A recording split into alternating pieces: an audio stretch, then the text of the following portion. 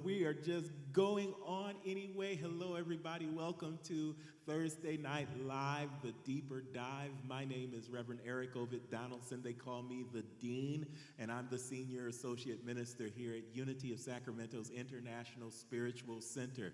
Hey, if you know the drill, if you've been here before, then you know what time it is. You know it's time for us to go deeper into our Sunday lesson.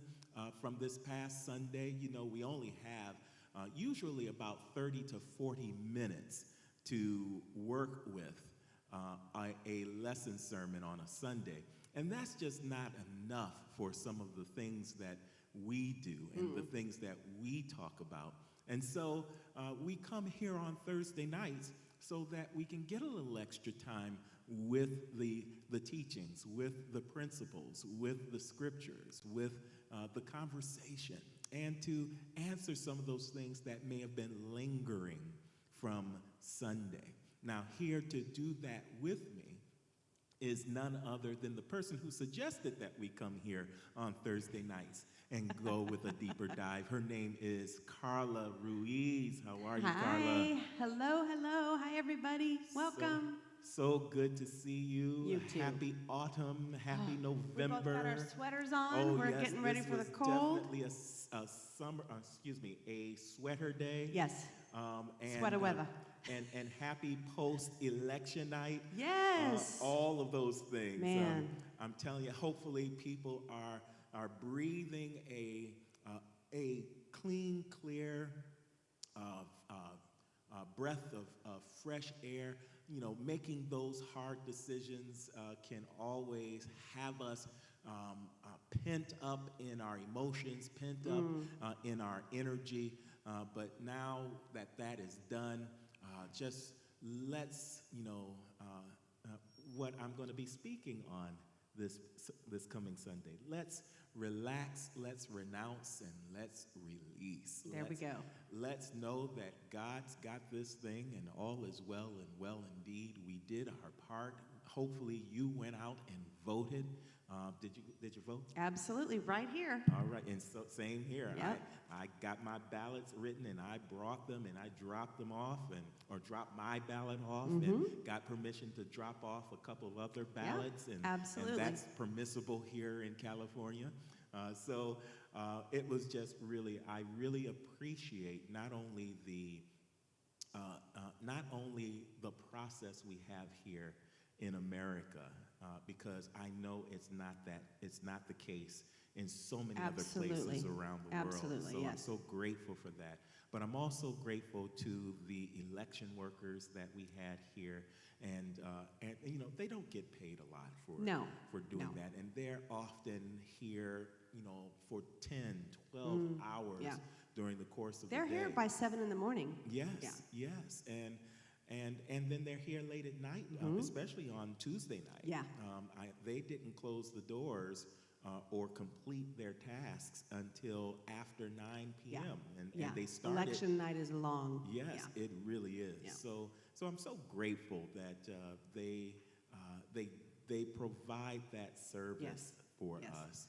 What's And been really cool, too, is a lot of the same people are here every year. So now we're all recognizing everybody. Yes. It's neat. Yeah. We know them by first They're kind of names, family and now. Yeah. Yes, they are. Yeah. And so well done, election workers. Thank you very much. Around the nation, and most certainly here at Unity of Sacramento. We love you. We bless you. We appreciate you for the service that you do for our community. And so if you haven't done so, we would love for you to check in to one of our chat rooms. And what this does is that it allows us to realize that you're there. And that's important, because unless you do that, you may be on with us, but we don't know that you are until we see your name. So please check in the chat room, give us your name, tell us where you are checking in from, and just tell us that you're ready for the deeper dive. You're ready to dive deeper. Say, I'm diving deeper, Rev, and we will know that you are ready to go, all right? And then once you've done that, if you've done that, then Connect with someone, text somebody, call someone from the room, tell them to get from out of the under the TV and to come and see this program. This is something that you don't want to miss because it's going to help you live happier, healthier, and more prosperous lives, more Absolutely. fulfilled lives. And that's what we're all about here at Unity of Sacramento. Ooh, I am just ready to go. How about you? I am too. All right. I am too. Did you want to pray in? Yes, I do. Awesome. I'm going to pray in, and I'm also going to make certain that I am on one of our pages. We're on several pages Yes. as we do this, so I want to make certain that I'm set up so that I can see you when you check in. So I'm going to do that first and make certain that that is handled. La-da-da, la-dee-dee. Great. La-dee-da. And I'm on There we Unity of Sacramento, so if anybody's on the Unity of Sacramento page, that's me. Excellent. Awesome. Excellent. And I'm ready to go. Let's pray in. That's something that we do first and foremost with everything that we do here at Unity of Sacramento. And so we do this so that we can get centered. We do this so that we can be fully present for what's about to take place. And we want to be fully present because that's when we hear everything. That's when we get the good stuff. That's when we don't miss what goes past our ears. We can catch the little gems that are available. And it's in those little gems that often we wake up, that we have a revelation, we have an inspiration, that our aspiration is triggered, and we are ready to take things to new levels and higher heights and greater joys. And so be with me in this moment. Take a deep breath and release it. Relax as we set aside those things that aren't about this moment together, this moment with one another. We can get back to those other things at any other time, but for now, let's know that there is one presence and one power operating in the universe and in our lives. We call it God. We know it's good. It's omnipotence itself. It's everywhere, evenly and completely present itself. It is all-knowing and all-knowledge itself. And we are one with this knowledge. We are one with this presence. We are one with this power. It allows us the opportunity to know that all is well and well indeed. It allows us the opportunity to be fully aware of what is occurring, not just in front of us, in front of our eyes, and before our ears, but also everything around it, everything on the peripheral, as well as everything within. It allows our heads to be present. It allows us to have our hearts present.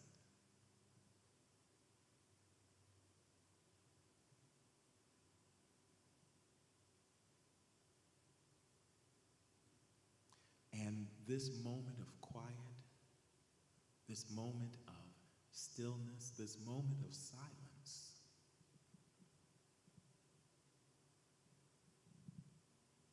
allows for everything to be auto-tuned to this moment.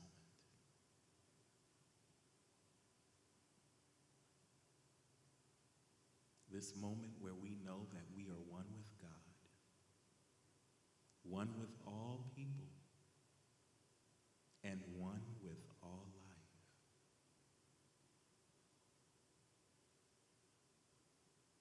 And many heartbeats, the many vibrations, the many rhythms merge into a harmonic bliss.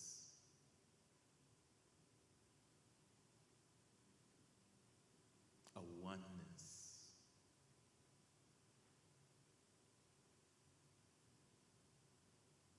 That we are now aware of.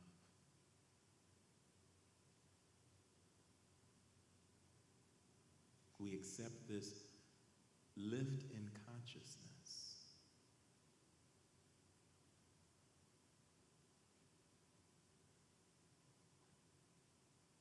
And now prepare ourselves to receive the good that comes with it. And we thank you, God. Thank you so much for all that we receive from the Spirit.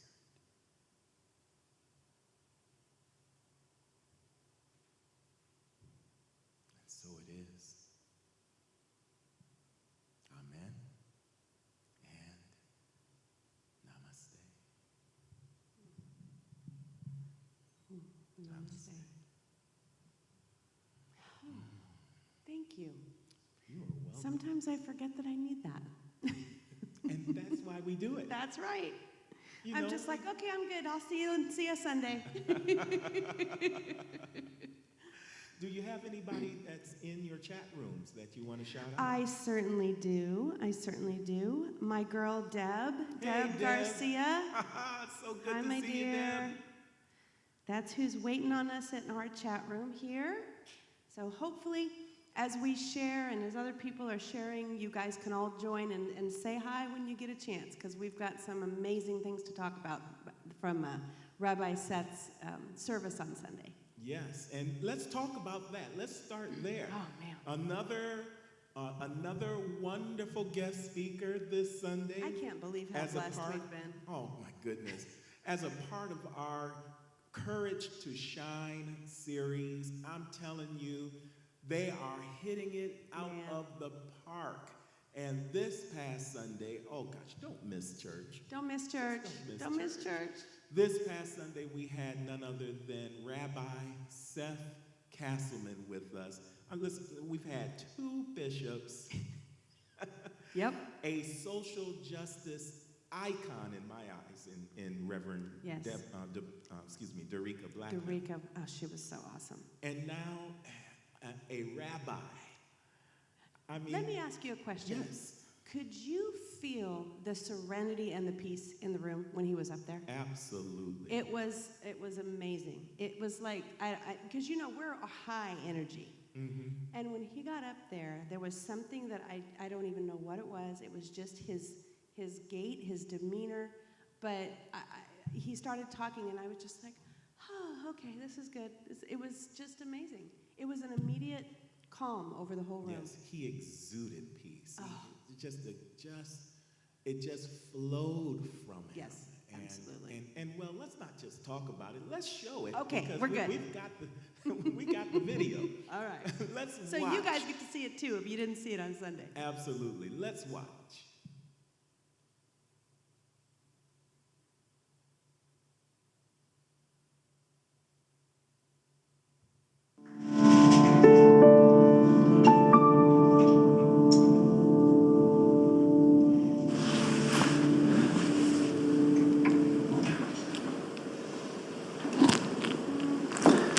Good morning.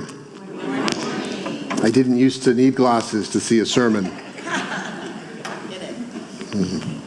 What a wonderful welcome from a wonderful brother in the spiritual journey, Rev Kev. My wife and I actually met while she was at divinity school at Harvard, and I was in rabbinical school nearby. And I was, this was 2007, 2008, and I was working on the Barack Obama primary campaign, recruiting clergy to come on board with the campaign and putting together an advisory board of clergy for then Senator Obama. And I went to the church where my future wife was the student pastor, unbeknownst to me. And she came out. I went in on a Sunday morning, listened to the sermon. The pastor that I was looking for wasn't there that day. He was on vacation. Elizabeth was preaching. She came out afterwards into the foyer, and the Narthex, I later learned it was called, and invited me to the coffee hour. And once she found out that I wasn't going to be recruited for her church because I was Jewish, she thought, well, maybe I can recruit him for my own life. And the rest, as they say, is history. One of the first times that I went into prison was here in California, a women's prison in the Central Valley near Fresno, some 20 years ago. And I was going in to teach meditation and conflict resolution and life direction, spirituality and social service, and helping people find a direction for their lives. And one of the women that I met outside the classroom where I was going in to work with, about 40, 50 women of all ages, all races, all experiences, all backgrounds. She was outside having a cigarette and waiting for the workshop to begin. So I started just engaging with her and talking with her. And she said two things that were very profound. The first thing she said was, the more time you have in here, the less time you have to waste. She said, I'm doing life, so I've got no time to waste. How are you doing life? The second thing she said was, in here, you can become either an animal or a saint. It's going to push you. It's going to push you one way or the other, but really the choice is yours which way you go. So my talk this morning is about which way we're going to go with the time we have, the short time we have on this earth, and about how we cultivate our hearts and minds to move in the direction of the saint and not the animal. Because whatever one thinks about, this becomes the inclination of the mind. As the Buddha said, the mind is the forerunner of all things. So if we're spending our time thinking about old grudges and hurts and traumas and resentments and things that we missed and things that we want, then our heart and our life is going to be filled with longing, desperation, clinging, suffering. If we fill our lives with appreciation and gratitude, compassion and loving kindness, our life will be filled with abundance, with goodness.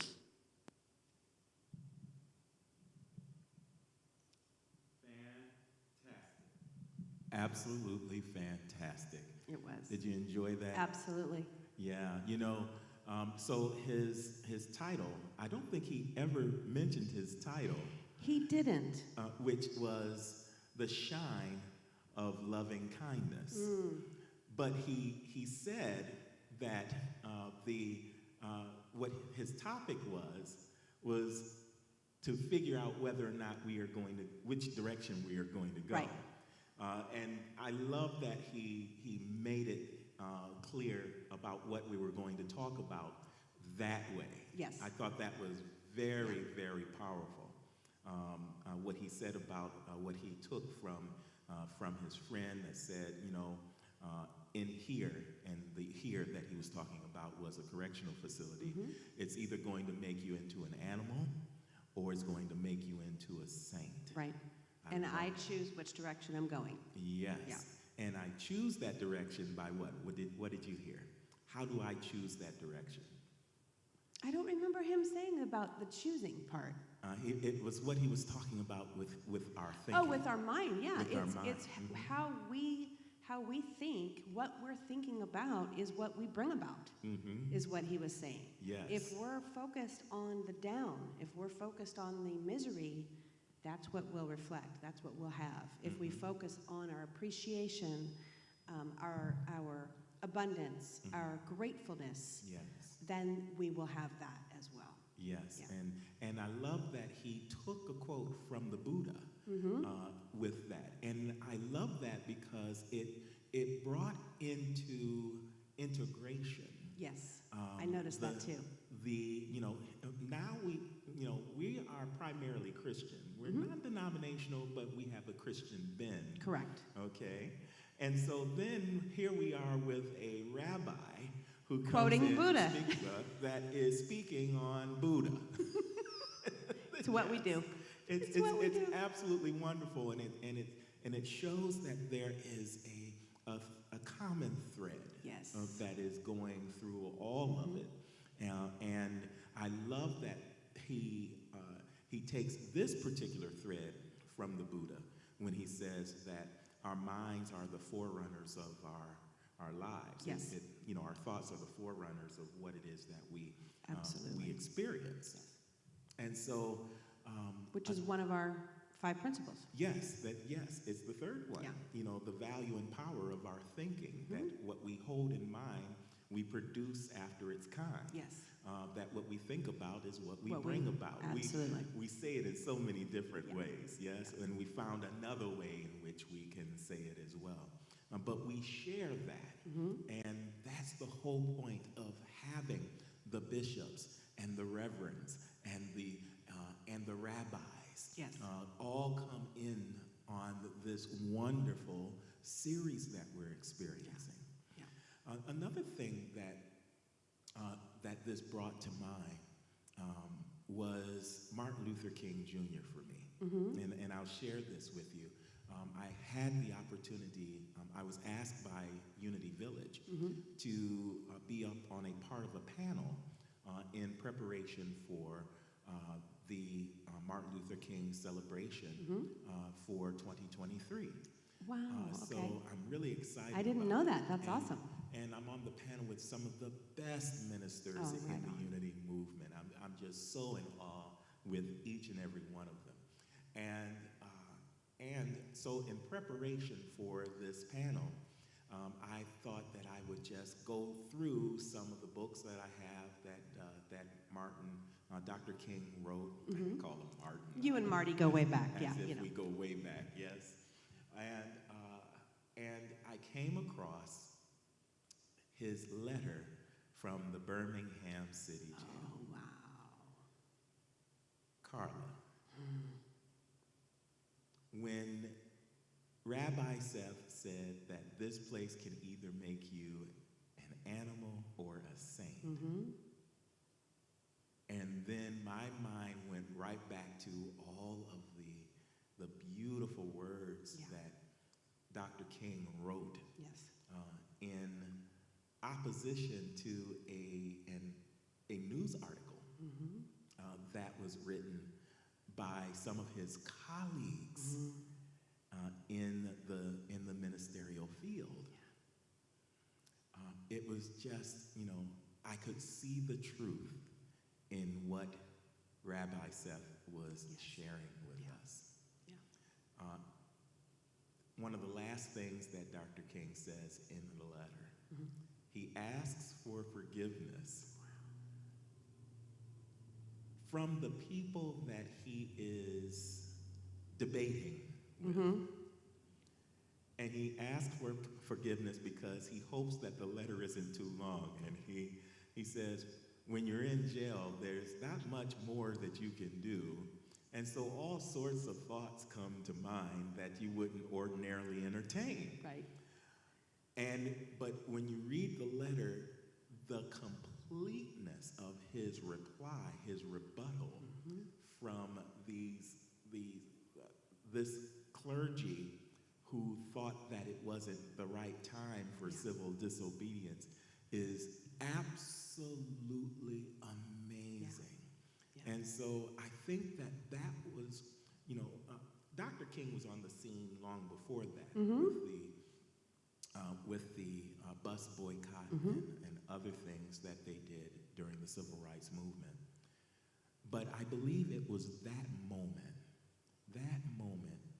that we saw a saint emerge. I think the clarity in him, it was prophetic as well, Yes.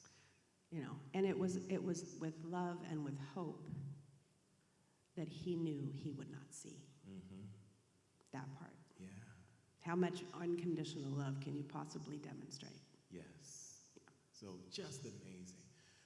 Now, let's So go- you let- you read that in preparation for your panel. Yes, Awesome. and it came back up in just listening to Rabbi Seth, in such an amazing way for me. Yeah. And I felt the power and the truth of those words. Yeah. You know, which direction are we going to go? Yes. You know, are we going? I can't think of anything more frightening, anything that can be more frustrating than finding yourself incarcerated in anybody's jail. God, Yeah. Yeah. Brittany Grinder. Oh man, don't even get me started. I just read something about what's going on with her right now, and I can't even. You know, she's unknown. They don't even know where she is right now. Yes. Yeah, it's Yes. just I'm don't get me started. I'm just praying that she has and I know she has. Yes, she does. I believe it. I believe that the as well. will and the fortitude, the courage to make this an opportunity for her preparation for sainthood. Yes. Now, I'm not saying that I she, get what you're saying, yeah. And her wife was praying for her as well. It is such an unfortunate series of events. Agree or disagree, but nobody should have to go through what she's going through.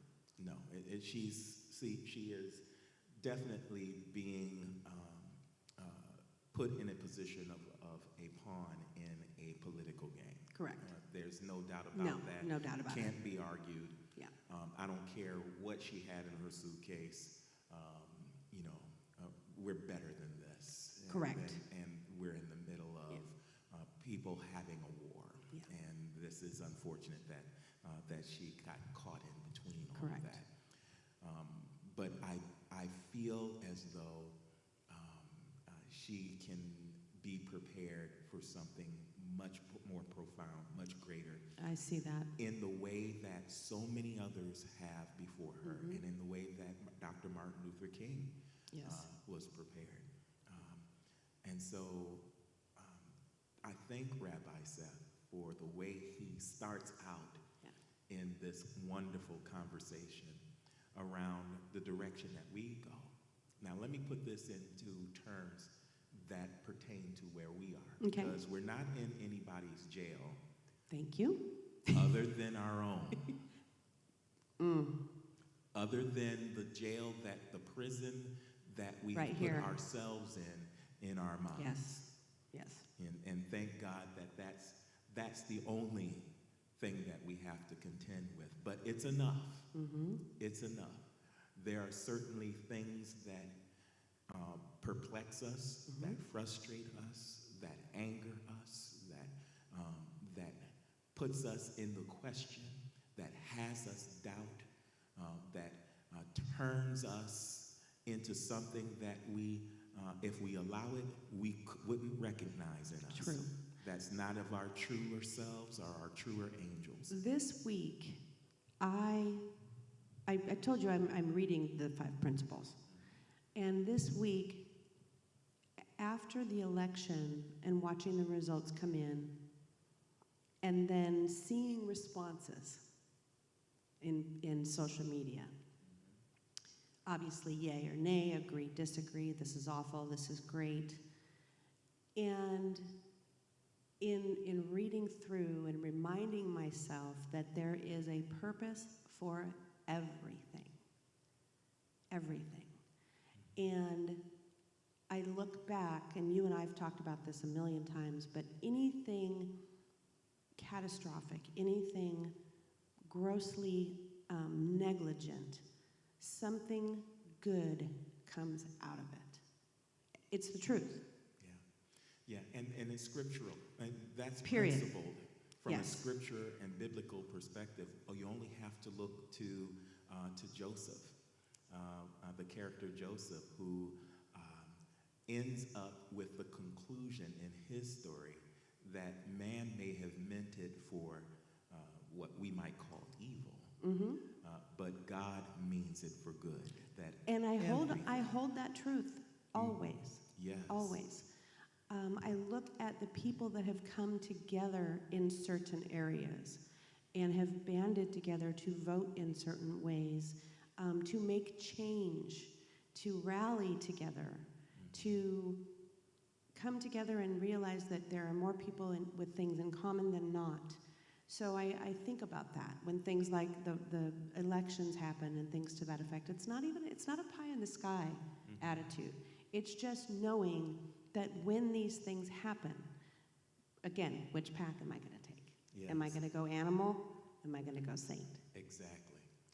And I mean, I'm not going to call myself a saint, but I work towards it that way.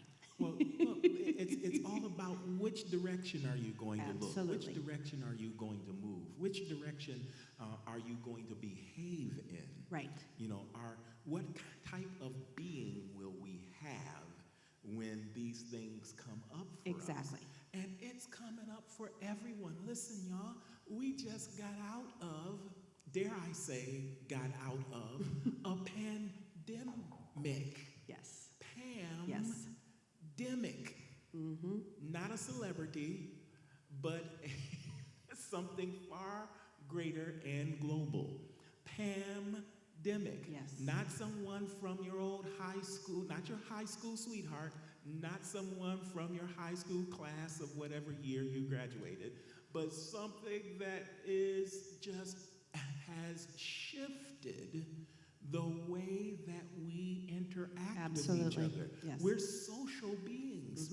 Human beings are social beings, and we had to shelter in place. Our children had to shelter in place. Our children had to go to school online. All of these things are still impacting us, and we are trying to navigate our way back to some sense of normalcy and sanity. And what did we come out of this facing? We're facing inflation, facing war around the world, facing ourselves and the changes that have taken place, grieving and bereaving those that are no longer with us on the earth plane. Just a lot going on. Absolutely. And for some people, that's the prison that we're trying to get out of. That's the prison that even though the gate is unlocked and we can walk out of the house once again, we still are dealing with the bounds, the boundaries that the pandemic had set. Yes. And the course of that, what we had to endure around that. And so when I'm telling you this is so timely and so relevant, simply because of what we have had to endure just in our own environments, our own private Idaho. Yes. And the corrections that have to take place and are taking place now with us. This is it. This is where we all are. You don't have to do a crime to feel imprisoned. Correct.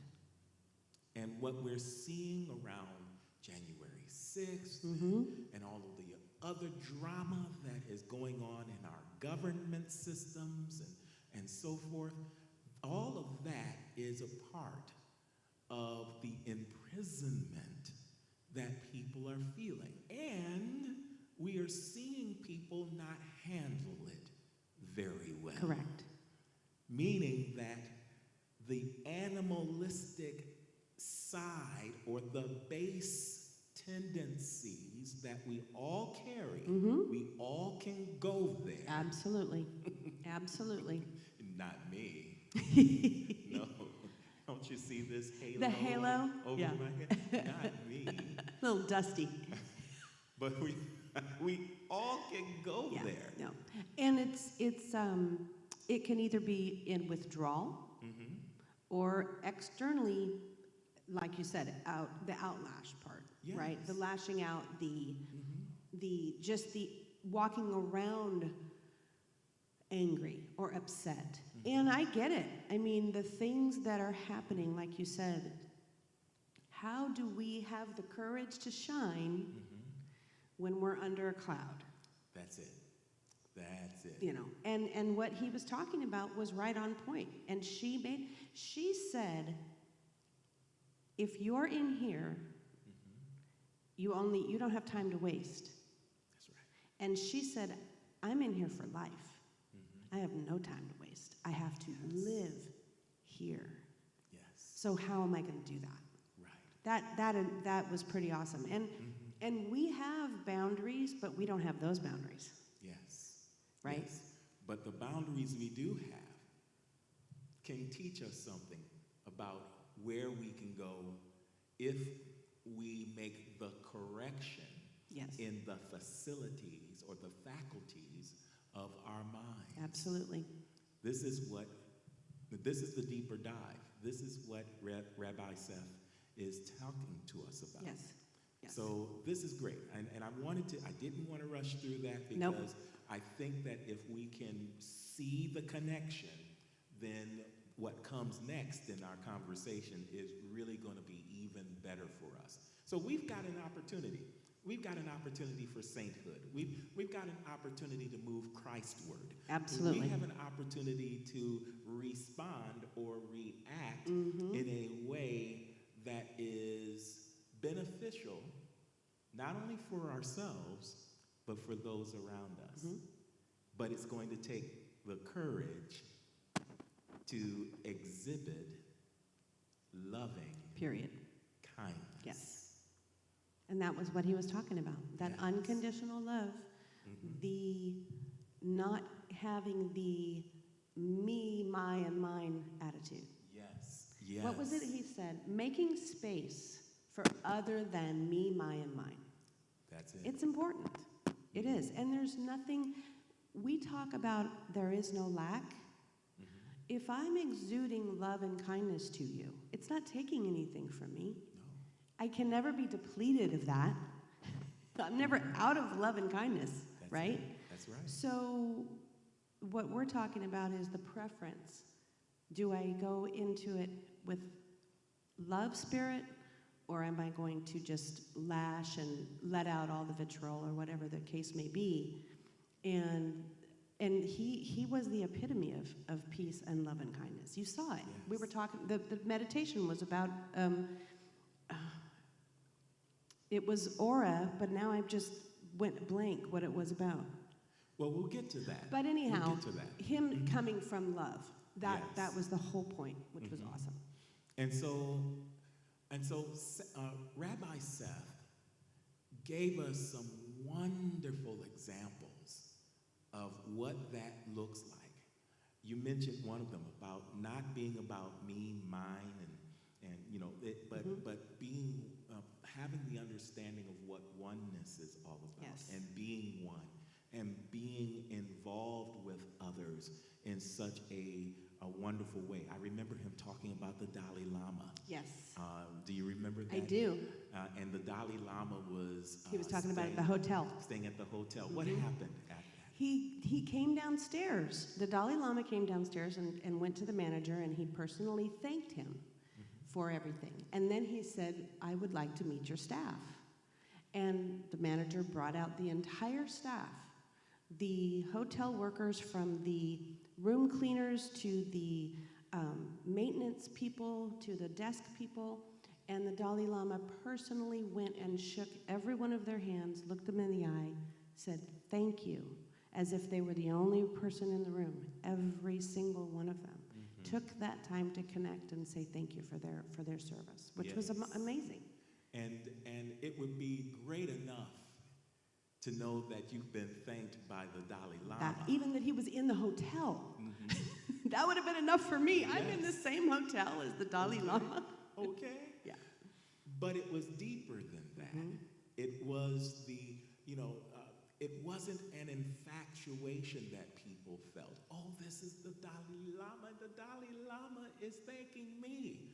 No, it went deeper because the people felt they felt not only so appreciated for what they were offering and giving in service, but they also felt as if they were the only one in the room at the moment that it took place. There was a level of presence that was felt that created the loving kindness that was being exercised in that moment. They felt seen. They felt seen, recognized, acknowledged for who they were being for another person.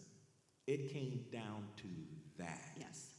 And that is the trajectory. That's the sainthood that Seth, Rabbi Seth was speaking of. This is the direction for our behavior, the being in which we have the opportunity to have in difficult situations in particular, such as the space in which we experience an imprisonment.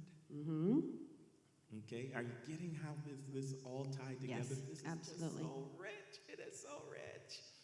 Oh my goodness.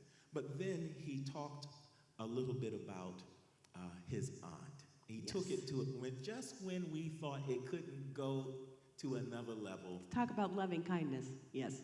It did. And it came from a space that I think we all could relate with. Just incredible. Why don't we watch that? Absolutely. All right, here it is. Maybe I was in the wrong ballroom, and then I spotted my great Aunt Harriet sitting in a chair next to her walker. I immediately felt like I was in the right place, so I went right over to her. She was sitting down having lunch, and I knelt down next to her, and I took her hand in mine, and I said quite loudly, because she had 2 hearing aids at least by that point, I said, "Harriet, it's so good to see you." And her face just lit up. She stroked my hand. She said, "Oh, dear, you look wonderful. It's so good to see you.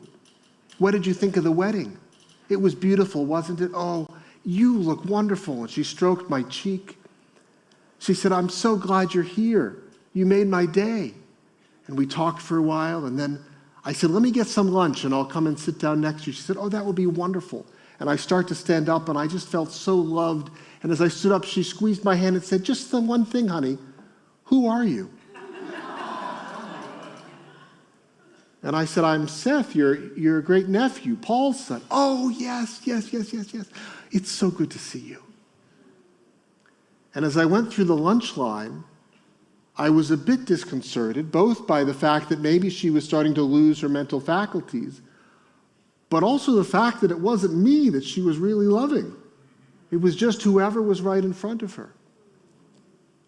By the time I got to the end of the lunch line, 3 other people hadn't recognized me either from my side of the family, and I realized that I just looked different, and she was really okay. And I also realized what a remarkable gift to make someone feel so loved, so seen. If only we could meet each person that way. And maybe we can.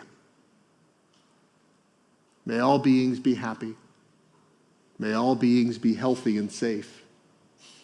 May all beings be peaceful. May all beings be free. Thank you.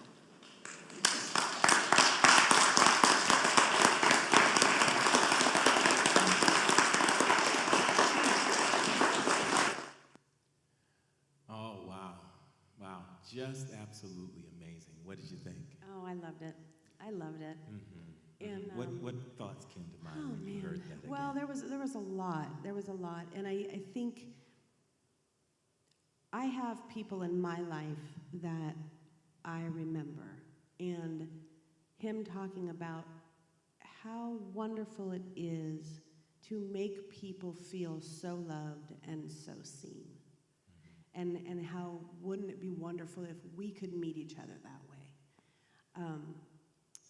And one thing, too, that what I did want to mention, when he was talking about his program, and I wanted to say this because I know I'll forget. When he is talking about the Exodus program, he's talking about the people that that the volunteers are working with, and the people that are coming out of incarceration. They don't care what you know. They don't care what you can do for them. They just care that you care. Yeah. Right? Yeah. They want to see that you care. And so I learned, over time, I would say I've always been a nice person, give or take. But loving kindness is something that not all of us, we may care, but we don't externally show it all the time. And just a very quick story, my late husband was one who, if he was in the room with you, you felt special. Didn't matter who you were. He had a store right around the corner from our house that he went to on a regular basis to pick up lottery tickets for my mom, his cigarettes, whatever he was doing. He was there at least once a day. A month after he passed away, I finally went to the store to pick up something. And the man said, "Where's your husband?" Because he always talked about Mama. I got to get Mama some this or Mama some. He always called me Mama. And I said, "I'm so sorry to tell you this, but he passed away."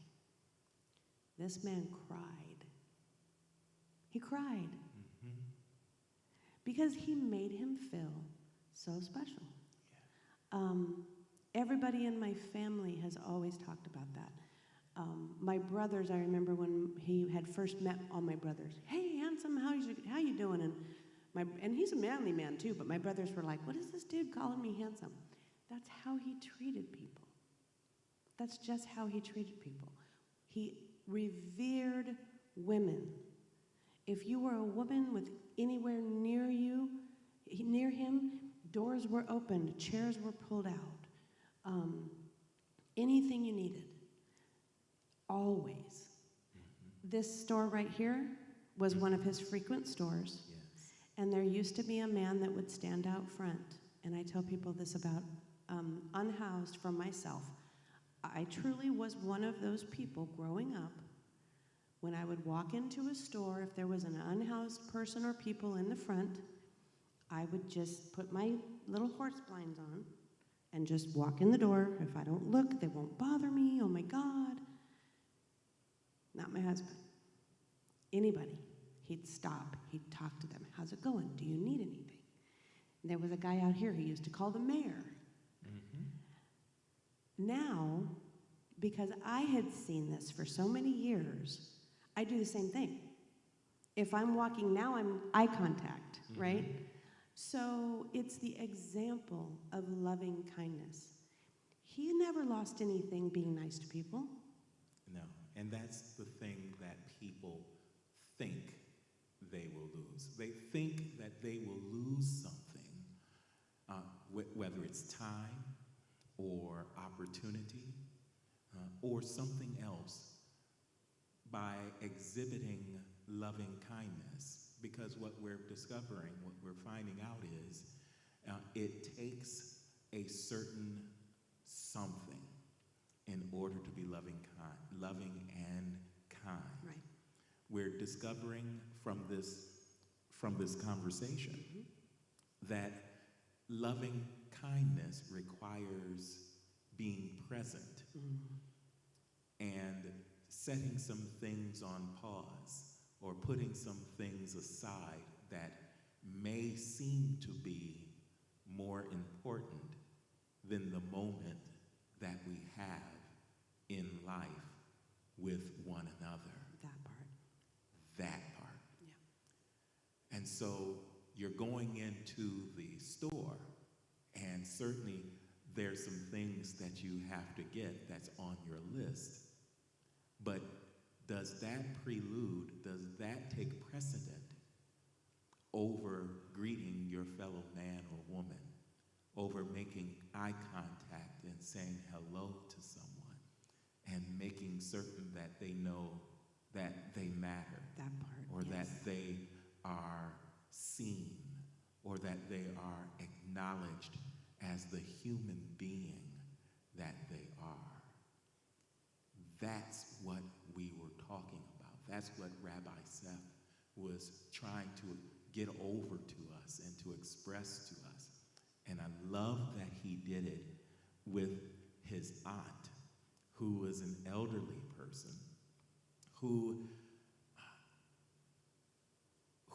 may or may not have had some memory loss. Some mental challenges. We're Right. not quite sure. Yeah.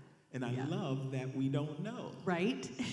Because we all know elderly people who have memory loss and some mental challenges, and we know some that don't. Right. But we also have seen that doesn't matter, that we've seen people who have had memory loss and be the kindest person in the room. And we also know people who are as clear as a bell and be the kindest person in the room. Why? I've been thinking about this. I was thinking about my Aunt Eddie Lou, my Aunt Bernice. I'm thinking about my Uncle Andrew. I'm thinking about all of these people that were elderly as I was coming up. My grandmother. I mean, she would light up if any of us walked in the room. Yeah. And the attention that they would give me, it was as though all of the hope in the world Yes. was in my hands, that I was the one Yes. that they were counting on to make everything in the world right. Right. That thing, Miss Carol. Miss Carol, it was like, I know, and maybe that's it. Maybe there's a place or a space or a moment in elderhood, let's put it that way, where you get it. Yeah. And I wonder if it's a time thing, or if it's realizing it could, well, and luckily we talk about this all the time, it could be realizing life is precious. People are precious. Interactions are precious. Yes. And there's no bucket of love and kindness you have that will ever go empty. So maybe, just maybe, like you're talking about, when it's the elderly, maybe they're trying to just give it, maybe they're thinking they're going to deplete it, so they just keep giving it and giving it. Could be. Right? I can't leave with it, so I got to keep giving it. I'm giving it. Yeah. Just put in the chat room, I'm giving it. I'm giving it. I'm giving Exactly. it. What does it profit me to hoard it? None. Because that's often what we do. We hoard the good. We hoard this attention. We hoard what we have to give, this loving kindness that anybody can give. Everybody's got it. Well, and I think there's people that think that, I don't know, maybe it's, from a woman's point of view, maybe it could be, I don't have time for that. Could be, right? I'm too busy. I'm doing this, I'm doing that. I don't have time for that. And on a man's point of view, maybe it's, I'm not going to show love and kindness. Then that shows me I'm soft. That shows everybody I'm soft, right? So there are reasons, I think. I don't think people generally don't want to be love and kind, right? Yes, that's principle too. I think, right, exactly. The divinity and humanity that we are all naturally good. Right. So for me, my practice and what has happened over time, because like I said, I was that person who would walk straight, just don't look at me. I'm not that way anymore. I'm not that way anymore. So, and has anything happened to me? Has anything harmed me? Has anything been taken away from me for just being loving and kind? Not a thing. If anything, it might give me warm and fuzzies. Who knows? You know. Yeah. I know I get thank you gods all the time. So. That's it. And that's what we want people to know tonight, is that there's something that, not that we're doing this for a reward. Right. But it is rewarding when you shift your behavior into a genuine, authentic, loving kindness, one that, as Rabbi Seth said, is unconditional, one that isn't the kind that you hear on the kind of love that you hear on an FM radio station. Right. You remember Thinking that? about more than just ourselves, he said. Yes, Yeah. yes. Yeah. And he said something else that I want to end tonight with, where at the very end he gives us something to think about, and I know you got it written down. What does Rabbi Seth tell us as he's It was really ending cool. his- And I realized something his lesson? after I reviewed Sunday again, because I went to his class after church. May all beings be happy. May all beings be healthy and safe. May all beings be peaceful. May all beings be free. And I want people to hear that, so please say it again so that people can write this in the chat room and take it with them. And then I'm going to want you to share what else What you I learned? found out. Absolutely. The rest of the story, Yes. as it were. And it's these 4 lines, and it's going to be the same no matter what. So it's, may all beings be happy. May all beings be healthy and safe. May all beings be peaceful. May all beings be free. And what I found out what that is Rabbi's loving kindness meditation, which I thought was amazing. Tell us more And about that. absolutely. Well, before So- you do, oh, no problem. before you do, let's talk about what happened. So the lesson sermon was done, and he invited us into a kind of a workshop. Yes, seminar, a workshop. would you say? A Correct. workshop, a meditation workshop on loving kindness. All right. So I just wanted Yes. to give that context, Yes. so that we can give you the rest of the story. Yes. And so I attended his loving kindness workshop. And he went through some mindfulness meditation, just teaching you how to go into the quiet and work on sounds and things to that effect. Then after that part, he talked about loving kindness meditation. And in order for us to put into practice loving kindness, and not only outwardly, but really inwardly, correctly, right? Loving ourselves so we can love others, right? And that's why when I went back and reviewed to prepare for this evening, and when he ended with that, I'm like, I know what that is. So what you start with, if you want to do a loving kindness meditation, you start with yourself.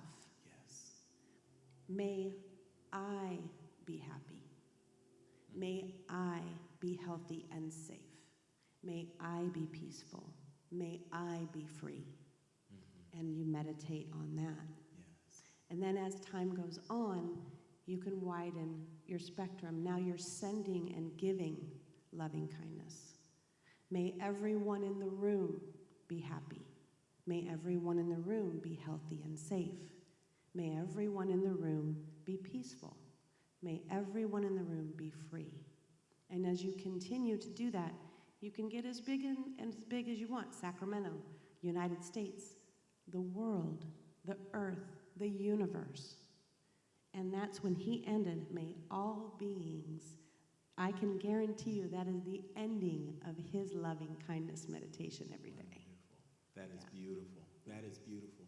Now, can I take that and unitize it just a little bit? Absolutely, you can. Because this is a very powerful meditation.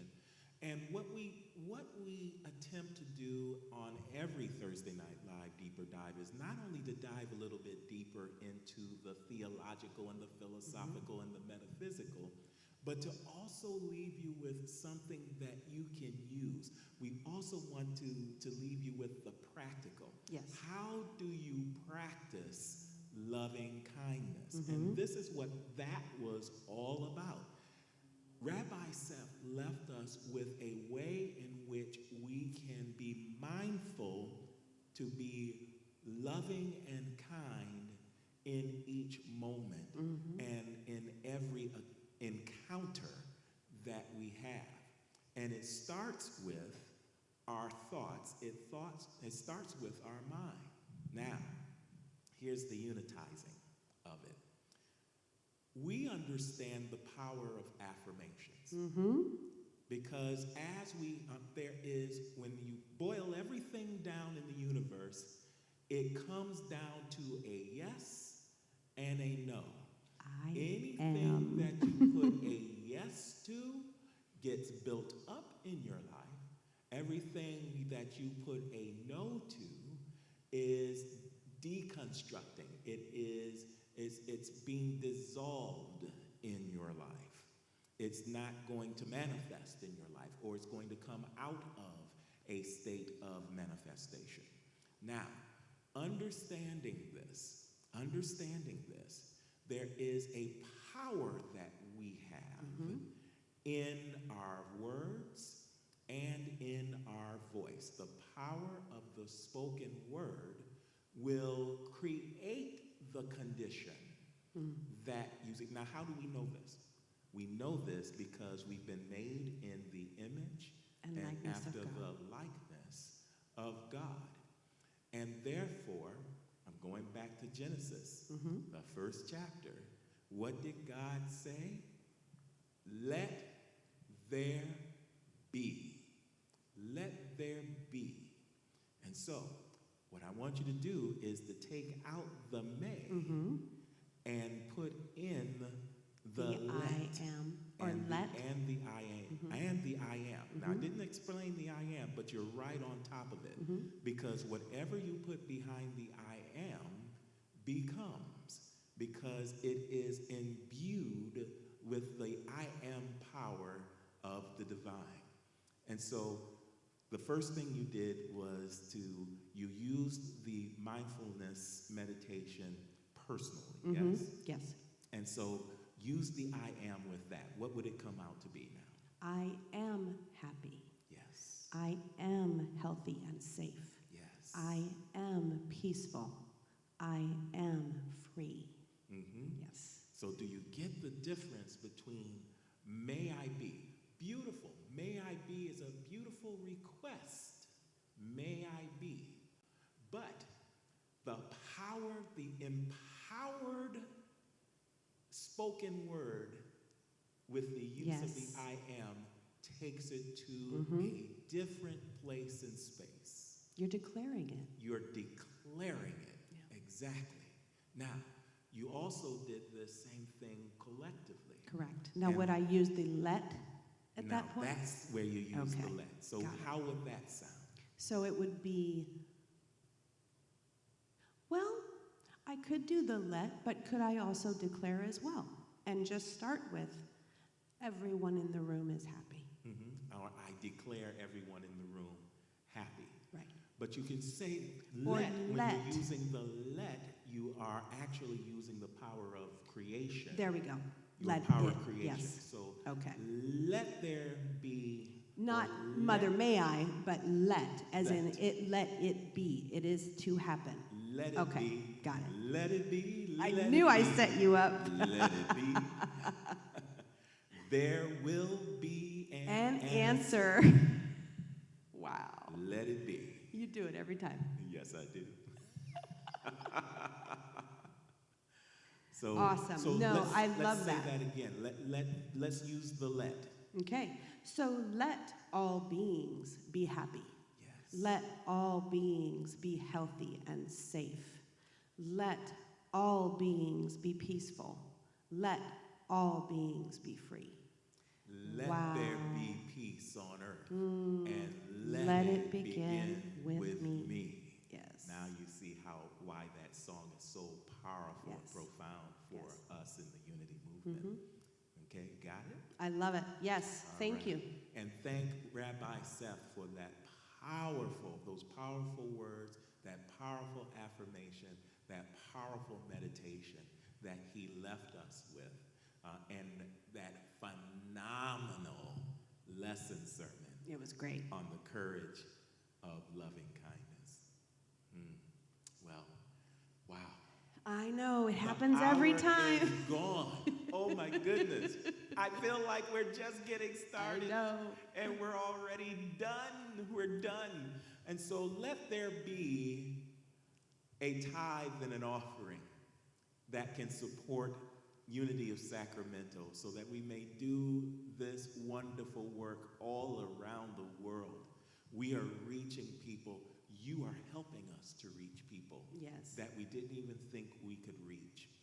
All because we're doing this by live stream. All because we have these wonderful Thursday Night Live Deeper Dives in our archives. All because it's accessible to the entire world, the entire globe. All because you are supporting this ministry. And there are many ways that you can support this ministry. Let's take a look at some of them right now. Visit our website at www.unityofsacramento.com. Right there at the top of the front page, you will see a donation button. Click there to visit our safe and secure PushPay portal. Another easy way to give is through our Unity of Sacramento app. Download the app on your smartphone or tablet, and on the front page, look toward the bottom of the page for your giving heart, which will also take you to our PushPay portal. You can also write us. Send your letters to Unity of Sacramento, 9249 Folsom Boulevard, Sacramento, California, 95826. So many people are shopping online, and if that's what you like to do, then support us through Amazon Smile. Visit smile.amazon.com and designate Unity of Sacramento as your charity of choice. You will automatically be making a contribution to our beloved community. And of course, you can always make your donation by using Venmo or Cash App, as seen on your screen. Whichever way or whichever ways that you choose to give, know that we are so appreciative here at Unity of Sacramento. We thank you so much for your graciousness and your generosity. And we want to leave you with a beautiful prayer, a beautiful blessing for who you're being in the world, as we also bless your financial gifts to Unity of Sacramento.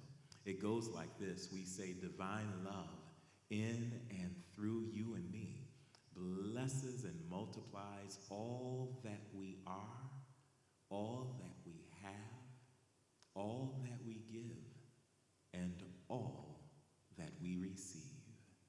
And we see it so, and we know it's so. We let it be, we call it good, and so it is. Amen and amen.